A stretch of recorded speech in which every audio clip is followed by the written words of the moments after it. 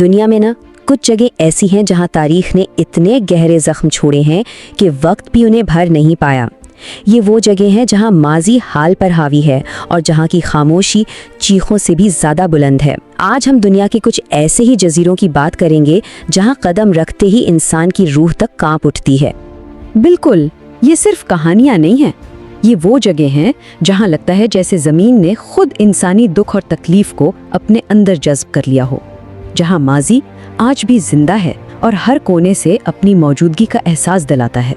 تو سوال یہ ہے کہ آخر ایسا کیا ہوتا ہے جو کسی جگہ کو ہمیشہ کے لیے آسیب زدہ بنا دیتا ہے؟ کیا یہ صرف وہاں ہونے والے المناک واقعات ہیں یا پھر کوئی ایسی تاریک طاقت ہے جو وہیں قید ہو کر رہ گئی ہے؟ چلیں آج ان تاریک کہانیوں کے پیچھے چھپی حقیقت کو جاننے کی کوشش کرتے ہیں۔ تو سب سے پہلے ہم چلتے ہیں اٹلی۔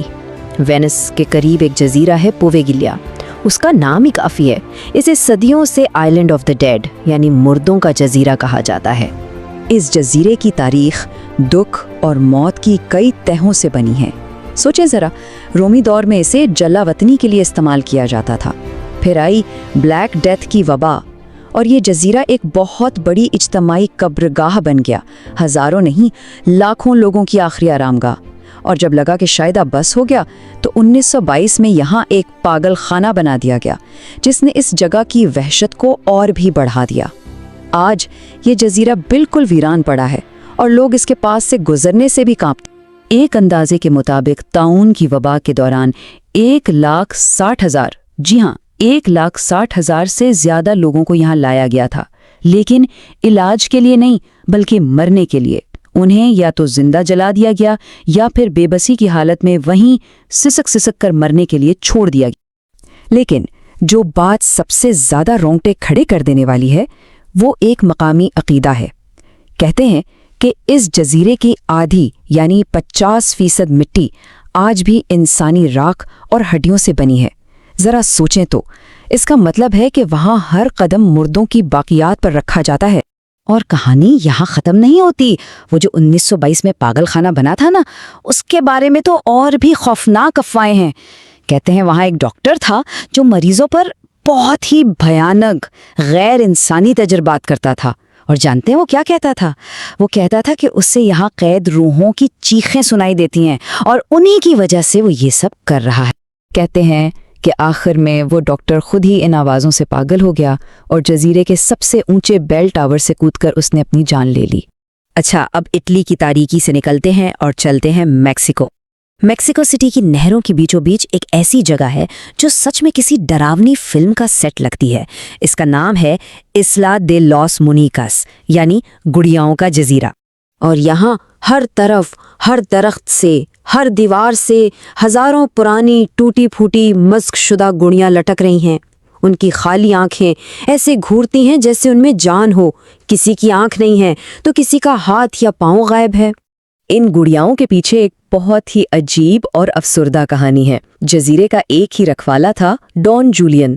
اس کا کہنا تھا کہ اسے قریب کی نہر میں ایک چھوٹی بچی کی لاش ملی تھی۔ اسے لگا کہ اس بچی کی روح بے چین ہے اور اسے سکون پہنچانے کے لیے اس نے گڑیاں لٹکانا شروع کر دیں۔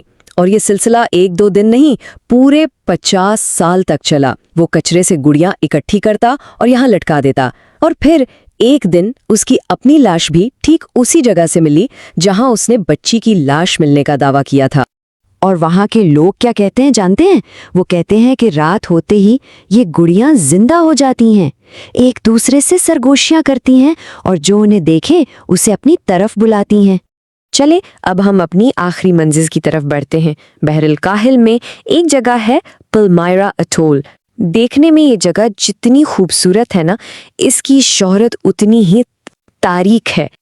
دیکھیں، ایک طرف تو یہ جگہ بالکل جنت کا ٹکڑا لگتی ہے، ایک دور دراز غیر آباد بے انتہا خوبصورت جزیرہ، لیکن سکے کا دوسرا رخ یہ ہے کہ اس کی تاریخ بددعاؤں، جہازوں کے ڈوبنے اور یہاں تک کہ قتل سے بھری پڑی ہے۔ اس جزیرے کا سب سے بدنام واقعہ 1974 میں ہوا تھا، سی ونڈ مرڈرز کے نام سے مشہور ہے۔ جب یہاں چھٹیاں منانے آئے ایک جوڑے کو ایک بھگوڑے مجرم نے قتل کر دیا اور ان کی کشتی چرا کر فرار ہو گیا۔ اس ایک واقعے نے جزیرے کی منحوس شہرت پر مہر لگا دی۔ جو چند محققین یا سائنسدان آ گئے نا، وہ سب ایک ہی بات کرتے ہیں، ایک عجیب ناقابل بیان دہشت۔ وہ کہتے ہیں کہ یہاں کی ہوا میں کچھ ایسا بھاری پن ہے، ایسی نحوست ہے جو انسان کو اندر سے کھوکھلا کر دیتی ہے، اور ہر وقت ہر لمحہ یہ احساس لیتا ہے کہ کوئی جنگل کی گہرائیوں سے انہیں مسلسل دیکھ رہا۔ تو پویویلیا کا مردوں کا جزیرہ، میکسیکو کا گڑیاؤں کا جزیرہ اور پیلمائرا اٹول کی جنت نما جہنم، یہ تینوں جگہیں، ان کی کہانیاں ایک مشترکہ دھاگے سے جڑی ہیں۔ اگر غور کریں تو ان سب میں کچھ باتیں ایک جیسی ہیں۔ ایک تو شدید تنہائی، دنیا سے کٹے ہوئے، دوسرا المناک حادثات سے بھری ایک تاریخ، اور تیسرا ایسے عجیب و غریب واقعات جن کی آج تک کوئی منطقی وضاحت نہیں مل سکے۔ تو آخر میں سوال وہی رہتا ہے، کیا یہ جزیرے واقعی کسی بددعا کا شکار ہیں، یا یہ صرف ان کی دردناک کہانیوں کی گونج ہے جو ہمیں سنائی دیتی ہے؟ اور اگر یہ صرف ایک گونج بھی ہے تو کیا یہ کسی بھی طرح کم خوفناک ہے؟